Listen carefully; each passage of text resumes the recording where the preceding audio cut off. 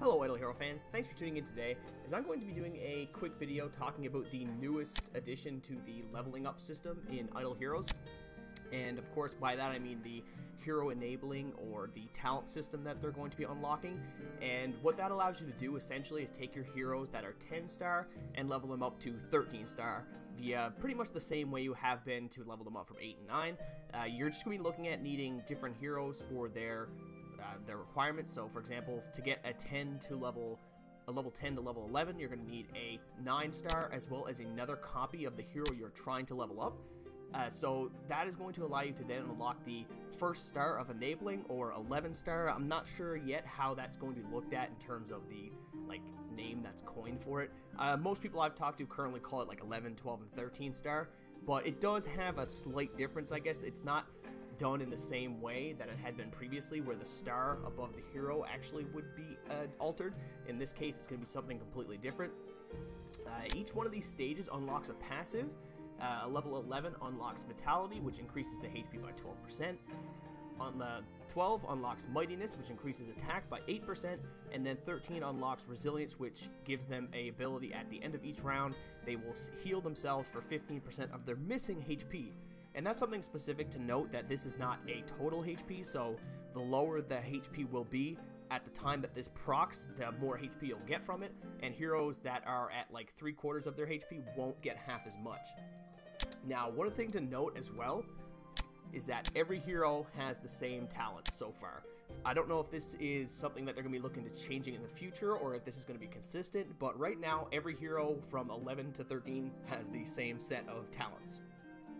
And what that means is, I don't think it actually is going to change the meta that much. However, it will make it so that the leaderboards might shuffle a little bit around depending on how many resources you've stockpiled, because a lot of people right now have the good versus evil teams, and it's going to be very hard to get another like 4 to 6 copies depending on how many of each dark and light hero you use to power them up. So we might see a little bit more diversity in terms of that, but moving forward I'm pretty sure we're going to see the same kind of teams power through, and there's probably going to be another resurgence of the rainbow team that we seen not too long ago kind of sweep the leaderboards, where you're going to be looking at like Kameth, DH, and those general heroes sweep up and pick up the top spots that kind of fallen behind.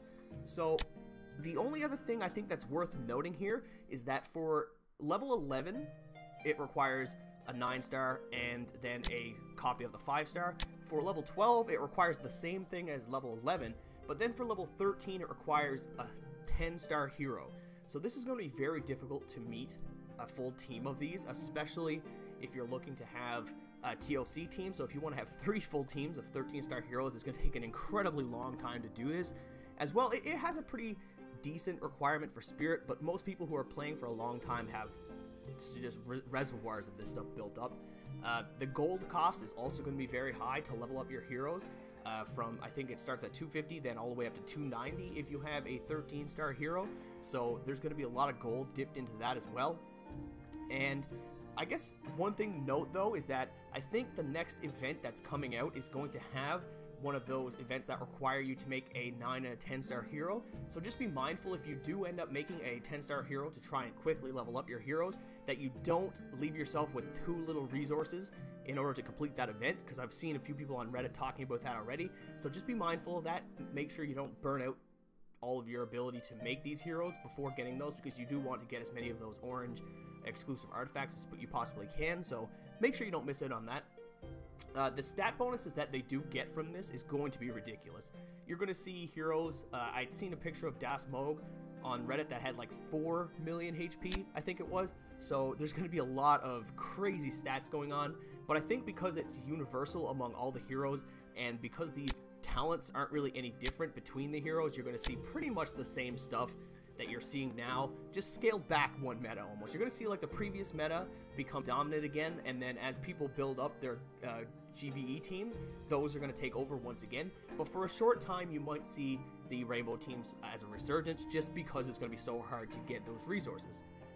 So anyway guys, tell me what you think. Do you think this is crippling to the game? Because I have seen a lot of people talk about how this is just whale bait, although that same thing came around when 10 stars were introduced. People thought it was the same thing, so it's hard to say exactly which way it's going to go.